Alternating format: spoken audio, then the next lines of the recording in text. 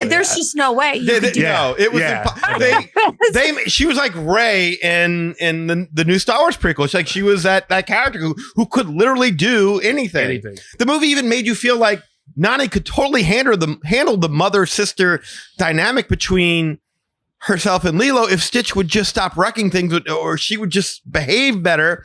So instead of really feeling Nani's love for Lilo, you just get the feeling like Nani is trapped in this situation that's just holding her back in life, and she just wishes she could just get out of this, but she's stuck in it with this damn kid because this damn responsibility has been foisted on her, and it just loses all the heart of a sister who would do anything to take care of her little sister, and that's where I think that they did her wrong. So. But now I bought it. I still bought it. But I hear your criticism. She was like Superwoman. I agree. Yes. So, but overall, again, to go to your points, I didn't hate the movie. I just felt like it was an far inferior film from the first one. And what's the point of remaking a movie when you can't do it any better? And what you made different sucked to the point where it just completely undid really good character arcs as well as the overall message of the movie itself. I mean, everything that they changed just seemed to make the movie worse. So, I don't know. I doubt there'll ever be a world in which I'll watch the remake again over the original. Not saying that it's terrible, but it just didn't bring anything new to the table that made this remake seem like an improvement on the original in any way. That's my take on it. Well, that's heavy. I'm kind of on the same fence as far as remakes are concerned. When I found out I had to, we were going to watch this to review this. I'm still a little sour about all the Thunderbolt stuff. I haven't watched that, but I was like, I don't think Disney understands their products too well. I said, so to be fair, I've never finished watching the cartoon movie in this, but they made like a television series of Lilo and Stitch, and I used to watch that. So it's enough that I'm like, I knew who the people were, but not to the depths of what you guys did. So I mean, if I had to put a grade to it, that's the best way I could kind of start off with. I give it like a B- C+.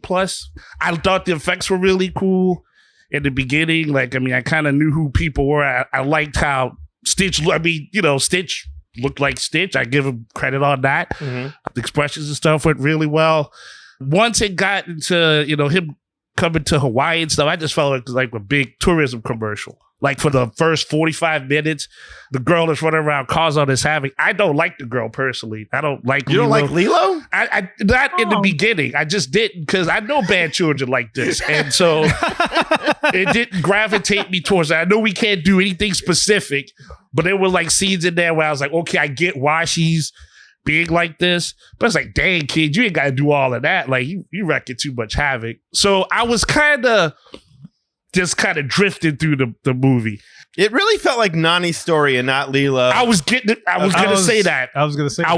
gonna say like there was a certain part that like I just kind of stopped focusing on Lilo and Stitch, and then I focused on the sister. Yeah. And then once I did that, it was almost like it was a completely different movie. Yes. For me.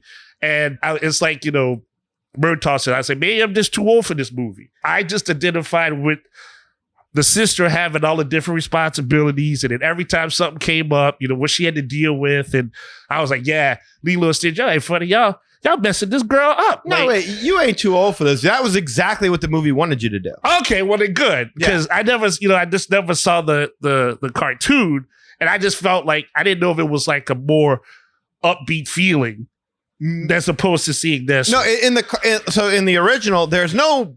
Correct me if I'm wrong. Maybe I'm misremembering. I don't remember anything about Nani being this world-class marine biologist in the making that has this perpetual scholarship to a school that'll just, you can go, but what about the kid? That's the thing, right? Was that in the original at all? I didn't come across, no. No, I mean, she had trouble she was like a normal, typical person and not this superhero, super intelligent, super surfer.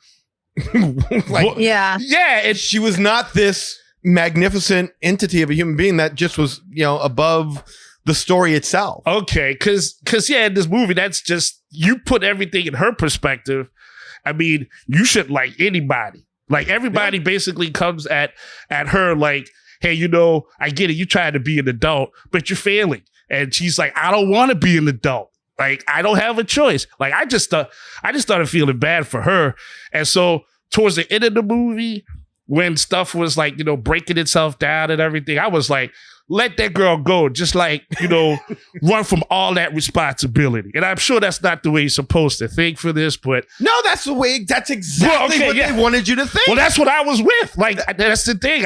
It didn't feel Disney-ish. Now when they played. They wanted you to feel sorry for her, so that way you'd feel better for her.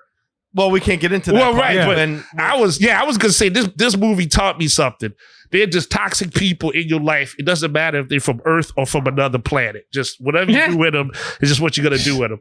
The other characters, I agree with you, Danny. I didn't know who they all were, but they all fell flat. Like the Courtney B. Vance guy, I was like, I didn't see the point of him. I thought he was going to do some crazy stuff, break something down, figure out who the, you know, Pleakley and the Galifianakis guy were or something. Like, I thought they would have like more interaction than that, and it really didn't. So it was almost like all these people were just supposed to come together for the end, which makes me think they're just setting up for a sequel. Outside of that, I just dug the effects. I don't think it worked too well as I call it a dramedy.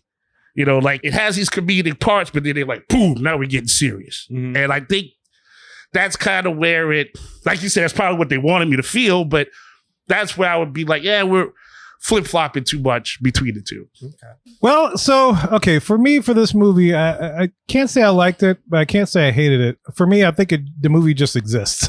You know? Okay. It just exists. I mean, if somebody asks me, film. Yes, it's on film. There. It's out there. If somebody asks me if there's a live action Lilo and Stitch, I'd say, yeah, there is one.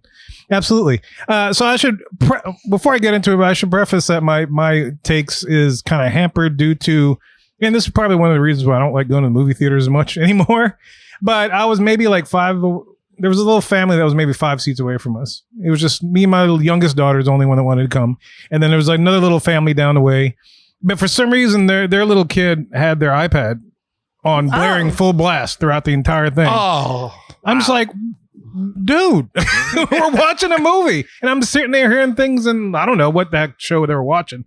The little kid was watching. But I was like, that's so weird. It was very strange. Obnoxious. Was it the original Lilo and Stitch? It might have been. Pause. Yeah. That would have been great if they watch it at the same time and see how it works. I don't know what they're watching, but it was a hell of a distraction. So it surprised me. But anyway, so that's my experience of it in the movie theater. But yeah, so this movie exists, and I like the original animated, probably because I grew up with that particular movie, and I enjoyed it. I thought it was fine. Yes, I know all the issues and stuff that people have with the movie and whatnot, the depiction of Hawaiian things and stuff like that, and that's great. And I'm due to Rachel's point. I do like the whole thing about showing Hawaii and whatnot. I'm glad it wasn't too much of a touristy thing, because I was expecting to see Olani there show up at some point. So I'm glad that didn't happen, because then I'd be like, okay, come on, y'all. I was gonna say I wanted some. That's grass not even skirts. product placement. I was waiting for the grass skirts to pop up, and I'm like, oh well, at least I'm satisfied. Oh yeah, they did not coconuts and stuff. Yeah. But yeah, for me, to y'all's point, a lot of the things that y'all said, I will echo. This movie ended up being more about Nani, more so than like Lilo and Stitch. Mm-hmm. In that particular, which is what I took from was the main point of the original animated movie. And so then Lilo and Stitch almost became like the secondary story to the Nani story. Yeah. In their own film. Yeah. So I thought that was an interesting take of it. I mean, again, there's no knock on the actors that portrayed him. They did a great job. Phenomenal. Just incredible. Shout out to Filipino. So, hey, that Nani character is a Filipino American actress. So I was like, yes, I'm a fan. Awesome. And Tia Carrera is too. Which I thought that brings me to this point. I thought that was weird. The Bubbles thing, how they split, to Danny's point, split that character. And I'm like, I thought, well, maybe Tia Carrera is going to be Bubbles, but now she's female. I was like, all right. Whatever. I think the only reason to do that was because Tia Carrera voiced the original Nani. Well, that's what I thought too. I thought that was going to be like, oh, this could be a nice little cameo. But no, she kept coming back. Yeah. And I'm like, okay, well, maybe they just needed more star name power. Because when you look at the roster, there's not much. I mean, Galifianakis, Tia Carrera, Heine Waddingham, and who else?